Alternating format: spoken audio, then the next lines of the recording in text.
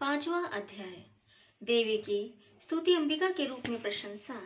ऋषि बोले, प्राचीन समय में शुंभ निशुंभ दोनों असुरों ने बल के मद में आकर इंद्र का त्रिलोकी राज्य और यज्ञों के भाग छीन लिए। उन्हीं दोनों ने सूर्य, चंद्रमा, कुबेर और वरुण का अधिकार पा लिया। वायु एवं अग्नि का काम भी वे ही करने लगे। देवताओं को तो अपमानित, पराजित एवं राज्य भ्रष्ट करके स्वर्ग से निकाल दिया। जिनके अधिकार उन दोनों असुरों ने छीन लिए थे, वे सभी पराजित देवता अपराजिता देवी का स्मरण करने लगे कि उस देवी ने तो हमें वर दिया हुआ है कि आपत्ति काल में मेरा स्मरण करने पर तुम्हारे महान संकट तत्क्षण में दूर कर दूंगी। यही वरदान विचार कर पर्वतराज हिमालय के पास भी देवता पहुंचे। वहां भगवती की स्तुति करते हुए देवता बोले, देवी एवं महादेवी को नमस्कार।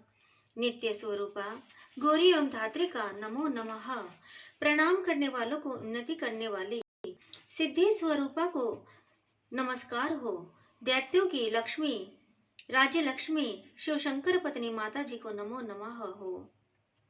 दुर्गा, संकट के पार कराने वाली दुर्गधारा, दुर्गपारा, सार रूप सारा, सर्वकारिणी, ख्याति कृष्णा, धुमाद्रा, धूम्रा देवी को निरंतर नमस्कार हो। अत्यंत सुंदर एवं अत्यंत भयंकर रूप उस देवी को बार बार प्रणाम हो। जगत के प्रतिष्ठा रूपा कृति देवी की नमो नमः हो। जो देवी सभी प्राणियों में चेतना कही जाती है उसे बार बार नमस्कार हो। जो देवी सभी प्राणियों में चेतना कही जाती है उसे बार बार नमस्कार हो। जो देवी सभी प्राणियों में निद्रा रूप से कही जाती है उसे नमस्कार हो, उसे बार बार नमस्कार हो, उसे बारंबार नमस्कार हो। जो देवी प्राणियों में क्षमा शक्ति तथा तृष्णा रूप में स्थित है उसे नमस्कार हो, उसे नमस्कार हो, उसे बार बार नमस्कार हो। जो देवी सभी प्राणियों में कांति रूप में स्थित है उसे नमस्कार हो, उसे नमस्कार हो, उसे बारंबार नमस्कार हो। जो देवी सभी प्राणियों में भ्रांति, कांति और जो लक्ष्मी रूप से स्थित है उसे नमस्कार, उसे नमस्कार, उसे बारंबार नमस्कार। जो देवी समस्त जीव मात्र में वर्ती रूप में स्थित है उसको नमस्कार है, उसको नमस्कार है, उसको बार बार नमस्कार है। जो देवी समस्त इंद्रियों तथा संपूर्ण जीव मात्र की अधिष्ठात्री है और समस्त जीव मात्र में निरंतर व्याप्त है उसको बारंबार नमस्कार है। जो देवी सारे जगत में व्याप्त होकर चैतन्य रूप में स्थित है उसे नमस्कार है, उसे नमस्कार है, उसे बारंबार नमस्कार है। प्राचीन काल में अपने मनोरथों की सिद्धि के लिए देवताओं ने जिस देवी की स्तुति की, इसी प्रकार कई दिनों तक सुरपति इंद्र जिनकी सेवा करता रहा, वह मंगलारूप परमेश्वरी हमारा मंगल एवं कल्याण करे और हमारी आपत्तियां दूर करे। दुष्ट दैत्यों से संतापित हम संपूर्ण देवता जिस भगवती ईश्वरी को नमस्कार कर रहे हैं और भक्त पूर्वक नम्रता के स्वरूप मनुष्य द्वारा स्मरण किए जाने पर उनकी विपत्तियों का नाश कर देती है, वह हमारी भी सभी विपत्तियों को दूर करे। ऋषि बोले, हे राजन, सभी देवता जब इस प्रकार भगवती की स्तुति कर रहे थे, उसी समय श्री गंगा जी के जल में स्नान करने के लिए श्री पार्वती जी आई। उस समय सुंदर भौहों वाली पार्वती जी ने देवताओं से पूछा कि तुम लोग किसकी स्तुति कर रहे हो। तब उनके शरीर कोश से प्रकट होकर शिवा बोली, ये देवता तो शुभ दैत्य से सताए हुए एवं संग्राम में निशुंभ से पराजित हुए मिलकर मेरी ही स्तुति कर रहे हैं। श्री पार्वती के शरीर कोश से श्री अम्बा जी का प्राकट्य हुआ, इसी कारण सारे संसार में कौशिकी के नाम से प्रसिद्ध है। इस प्रकार जब कौशिकी प्रकट हुई, श्री पार्वती का रूप में काली हो गई, अतः हिमालय में रहने वाली काली का नाम विख्यात हुआ। इसके अनंतर शुभ निशुंभ के सेवक चंड तथा मुंड ने वहां आकर उस अंबिका देवी को देखा जो उस समय परम सुंदर रूप धारण कर रही थी। उन दोनों ने शुंभ दैत्य को जाकर कहा कि हिमालय को अपनी कांति से प्रकाशित करती हुई परम सुंदर स्त्री वहां बैठी है। वैसा उत्तम परम सुंदर रूप किसी ने भी कहीं नहीं देखा होगा। हे असुरराज, वह देवी कौन होगी? इस बात का आप ही पता लगाइए और उसे ग्रहण कीजिए। वह स्त्री क्या है? रतन ही है। उसके तो सभी अंग बड़े मनोहर हैं, अपनी दिव्य कांति से दिशाओं को प्रकाशित कर रही है। हे दैत्येंद्र, वह तो बैठी हुई है, आप जाकर उसे देख सकते हैं। हे प्रभु, जैसे भी हो आप उसे ग्रहण कीजिए। ऋषि बोले। तब चंड मुंड के वचन सुनकर शुंभ ने महासुर सुग्रीव को दूत बनाकर देवी के पास भेजा और कहा कि तुम मेरी ओर से उसे इस प्रकार कहना और इस प्रकार उपाय करना जिससे कि वह प्रसन्न होकर अत्यंत शीघ्र ही यहाँ आ जाए। यह सुनकर वह दैत्य पर्वत के उस प्रदेश पर पहुंचा जो कि अत्यंत सुंदर था। वहां पर ही देवी बैठी हुई थी। वहां जाकर उसने देवी से मधुर वाणी द्वारा कोमल वचन कहे। दूत बोला, हे देवी, दैत्यों का स्वामी शुंभ तीनों लोकों में परमेश्वर है। मैं उसका दूत हूँ। मुझे उसने आपके पास भेजा है। मैं वह जो उसकी आज्ञा न मानता हूँ उसे परास्त कर देता हूँ। उसने सभी देवता परास्त कर दिए हैं। अब आपके लिए जो संदेश है वह सुनिए।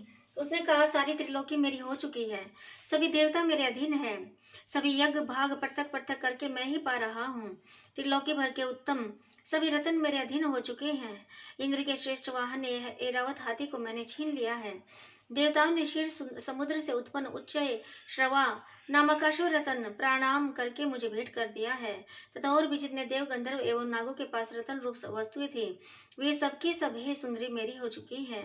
हे देवी, अब हम तुमको स्त्रियों की रत्न मान रहे हैं, इस कारण अब आपको भी हमारे पास आ जाना चाहिए, क्योंकि हम तो रत्नों के भोक्ता हैं। अब तुम्हारी इच्छा है कि मुझे अथवा मेरे पराक्रमी भ्राता निशुंभ को इन दोनों में से किसी को वर लो, रतन रूप लो। मेरे साथ विवाह कर लेने से तुम्हें अतुल ऐश्वर्य प्राप्त हो जाएगा, यह अपनी बुद्धि के द्वारा सोच लो, फिर मेरे साथ विवाह कर लो। ऋषि बोले, जब इस प्रकार दूत ने देवी से कहा तब वह जगत को धारण करने वाली भगवती देवी जी गंभीर होकर मंद मुस्कान से बोली, हे दूत, तुमने जो कहा वह सत्य है, मिथ्या कुछ भी नहीं। इसमें संदेह नहीं कि शुंभ त्रिलोकी का स्वामी है और निशुंभ भी वैसा ही है, किंतु मैंने प्रतिज्ञा की हुई है, उसे किस प्रकार से मिथ्या करूं। प्रतिज्ञा इस प्रकार है कि जो मुझे युद्ध में जीत लेगा, मेरा अभिमान तोड़ दे और संसार में मेरे समान बलधारी हो, वह मेरा भर्ता हो सकता है। शुंभ आए अथवा निशुंभ आ जाए, मुझे स्वीकार है, मुझे जीतकर मेरा शीघ्रता से पानी ग्रहण करे। दूत बोला, हे देवी, तुम्हारे अभिमान है जो इस प्रकार की बातें मेरे सामने कह रही हो। भला कहीं त्रिलोकी में ऐसा कौन सा पुरुष है जो शुंभ निशुंभ का सामना कर सके। सारे देवता तो दूसरे दैत्यों का सामना भी नहीं कर सकते। देवी बोली, हे दूत, इसमें कोई संशय नहीं कि शुंभ बलवान और निशुंभ भी पराक्रमी है, पर मैं करूँ तो क्या करूँ, प्रतिज्ञा करने से पहले यह बात मैंने नहीं सोची थी। अब तुम जाकर असुरराज को मेरी यही बात कह दो, फिर उसे जो उचित दिखाई दे वही करो। छठा अध्याय, धूम्र लोचन वध। ऋषि बोले, देवी जी का इस प्रकार वचन सुनकर दूत क्रोध से लाल होकर लौट आया और फिर दैत्यराज को विस्तार के साथ सभी बातें सुना दी। दूत के वचन सुनते ही दैत्यराज क्रोध से भर गया। दैत्यों के सेनापति धूम्रलोचन से बोला, हे धूम्रलोचन, तुम देर मत करो, अपनी सेना के साथ वहां जाकर उस दुष्ट को केशों से पकड़कर बलपूर्वक घसीटते हुए यहाँ जल्दी से ले आओ। उसकी रक्षार्थ यदि कोई भी वहां दूसरा उपस्थित हो, चाहे वह देवता यक्ष गंधर्व कोई भी हो, उसे मार डालो। ऋषि बोले, आज्ञा पाते ही वह धूम्रलोचन दैत्य 60,000 असुरों की सेना लेकर शीघ्र चल पड़ा। वहां पहुंचकर उस हिमालय पर विराजमान देवी को देखा और ऊंची आवाज में बोला, अरे तो शुंभ निशुंभ के पास चल, यदि अभी भी प्रसन्नता पूर्वक मेरे स्वामी के पास नहीं चलेगी तो स्मरण रख, तुझे बालों से पकड़ कर घसीटते हुए बलपूर्वक मैं लेकर जाऊंगा। देवी बोली, इसमें संशय नहीं कि तुम्हें दैत्येश्वर ने भेजा है, तुम स्वयं भी बलवान हो, बड़ी भारी सेना भी साथ ले आए हो, इस प्रकार की दशा में मुझे बलपूर्वक ले जाओ तो मैं तुम्हारा क्या कर सकती हूँ।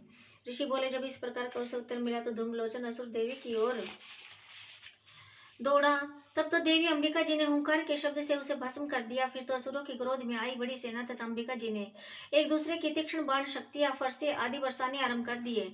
इधर देवी जी का वाहन सिंह भी कुपित होकर भयंकर नाद करता हुआ अपने बाल झटकारता हुआ असुरों की सेना पर उछल पड़ा। उधर सिंह ने कुछ असुरों को पंजों के मार से एवं कुछ को एक को अपने जबड़ों से तथा कई महासुरों को नीचे पटककर दांतों और दाढ़ों से दीर्ण करके मार डाला। कितने दैत्यों ने के केसरी ने नाखूनों से पेट फाड़ डाले, कितने दैत्यों को तल पर हार कर उनके सिर धड़ से लग कर डाले और अन्यों की भुजाएं सिर आदि छिन्न भिन्न कर दिए। कितनों के पेट फाड़ फाड़ कर गले के बाल फटकारते हुए सिंह ने रुधिर पान किया।